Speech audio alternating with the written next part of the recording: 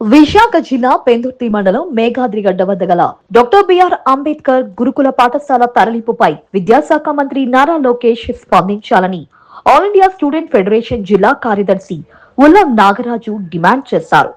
పలువురు విద్యార్థి సంఘాల నాయకులు, విద్యార్థులు, తల్లిదండ్రులతో కలిసి ఆ పాఠశాల వద్ద నిరసన చేపట్టిన నాగరాజు పాఠశాల అధ్యాపకులతో మాట్లాడి వివరాలు సేకరించారు. విద్యార్థుల అభిప్రాయాలను అడిగి తెలుసుకున్నారు. తల్లిదండ్రులు, విద్యార్థులు, విద్యార్థి సంఘాల నాయకులు అధికారులకు వ్యతిరేకంగా నినాదాలు చేశారు. ఈ సందర్భంగా నాగరాజు మాట్లాడుతూ వందలాది మంది విద్యార్థుల జీవితాలతో ముడిపడి ఉన్న మేఘాద్రిగడ్డ పాఠశాల తరలింపుపై విద్యా ఐటీ శాఖ మంత్రి నారా లోకేష్ స్పందించి విద్యార్థులకు న్యాయం చేయాలని డిమాండ్ చేశారు. విద్యార్థుల కోసం ఎన్నో కార్యక్రమాలు అమలు చేస్తున్నామని చెబుతున్న మంత్రి దీనిపై తక్షణమే స్పందించాలని కోరారు. విద్యార్థులను తల్లిదండ్రులు సమ్మతి లేకుండా ఇతర పాఠశాలలకు బదిలీ చేయడాన్ని తక్షణమే నిలిపివేయాలని ప్రభుత్వానికి విజ్ఞప్తి చేశారు. విద్యార్థులందరికీ అదే పాఠశాల, కళాశాలలో విద్యను కొనసాగించేలా చర్యలు తీసుకోవాలని ఆయన డిమాండ్ చేశారు. కార్యదర్శి ఏదైతే మేఘాద్రిగడ్డ డాక్టర్ బిఆర్ అంబేద్కర్ మహిళా కళాశాల ఏదైతే ఉందో దాని పూర్తి స్థాయిలో కార్పొరేట్ విద్యా సంస్థలు అప్పచెప్పే ప్రయత్నాలు కొనసాగుతూ ఉన్నాయి. అందులో భాగంగానే ఎటువంటి సమాచారం ఇవ్వకుండా 5వ తరగతి నుంచి ఇంటర్మీడియట్ వరకు చదువుతున్న విద్యార్థులందరినీ కూడా కనీసం వాళ్ళకి తల్లిదండ్రులు కూడా సమాచారం ఇవ్వకుండా ఇక్కడ నుంచి అర్ధంతరంగా విద్యార్థులను బయటకు నెట్టేసే పరిస్థితి మనకు స్పష్టంగా కనబడుతూ ఉంది. కేవలం తూతూ మంత్రంగా ఒక 10-20 మంది పేరెంట్స్కి మాత్రమే ఇన్ఫర్మేషన్ ఇచ్చి దాదాపు 600 మంది విద్యార్థులు ఉన్నటువంటి తల్లిదండ్రులు ఎవరికి ఇన్ఫర్మేషన్ ఇవ్వకుండా ఈరోజు ఈ గురుకుల పాఠశాల మూసేసే పరిస్థితి కనబడుతూ ఉంది. దాదాపు 2 దశాబ్దాల కాలం నుంచి ఎంతోమంది పేద విద్యార్థులకి విద్యనిచ్చేటటువంటి గురుకుల పాఠశాల ఇది.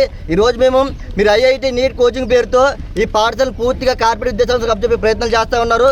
మీరు ఐఐటి నీట్ కోచింగ్ ఇస్తానంటే మేము ఖచ్చితంగా విద్యార్థి సంఘాలుగా ఆహ్వానిస్తాము. ఈరోజు మాకు ప్రధాన డిమాండ్ ఏంటంటే ఈ పాఠశాలని మూసివేయకుండా యథావిధిగా కొనసాగించాలని చెప్పేసి విద్యార్థులుగా ఏఎస్ఎఫ్, ఎస్ఎఫ్ఐ తల్లిదండ్రులకు మేము డిమాండ్ చేస్తూ ఉన్నాము.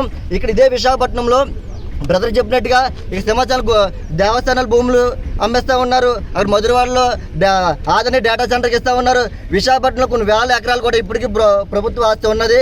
ఇప్పటికైనా సరే సొంత భవనాలు ఈ ఐఐటి నీట్ కోచింగ్ సెంటర్కి సంబంధించి సపరేట్ నూతన భవనాలు ఏర్పాటు చేసి ఒక నూతన టీచింగ్ ఫ్యాకల్టీని ఏర్పాటు చేసి వాళ్ళకి ఐఐటి నీట్ కోచింగ్ ఇవ్వాలి.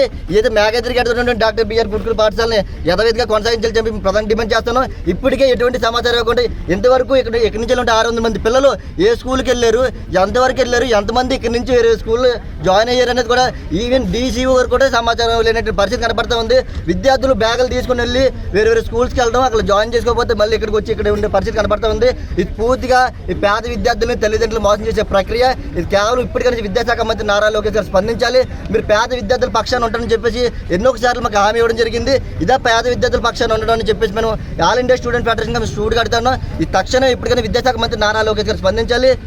అలాగే ఏదైతే మేఘాద్రిగడ్డ గురుకుల పాఠశాల ఉందో యథావిధిగా కొనసాగించాలని చెప్పి ప్రధాన డిమాండ్ చేస్తున్నాం. లేని పక్షంలో ఈ విద్యార్థులు మరింత నిన్న 200 మంది ఉన్నటువంటి విద్యార్థులు ఈరోజు భవిష్యత్తులో ఉన్నటువంటి మొత్తం అందరి విద్యార్థులను ఐక్యం చేసి భారీ ఎత్తున ఆందోళన కార్యక్రమం శ్రీకారం చుడతాం.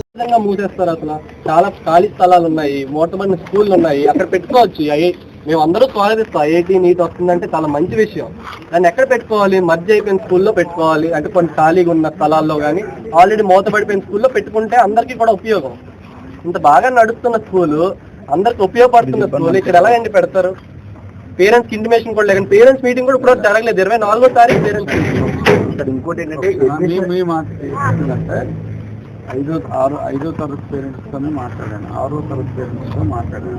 మిగతా ప్రిన్సిపల్ గారు క్లాస్ వైజ్ పేరెంట్స్ ప్రభుత్వం పిల్లలకి కొంచెం ముందు కలిగిన విధంగా మంచి కంట్రోల్ సెక్షన్స్ పెట్టాలని ఒక మంచి దీంతో క్యాబినెట్ తీర్మానం నుంచి పిల్లల్ని ఆలోచన ఈలోగా పిల్లలకి.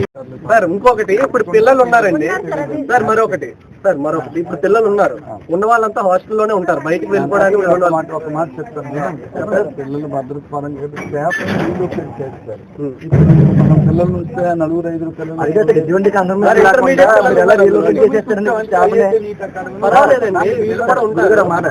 పిల్లలంతా ఇక్కడ ఉంటుంది.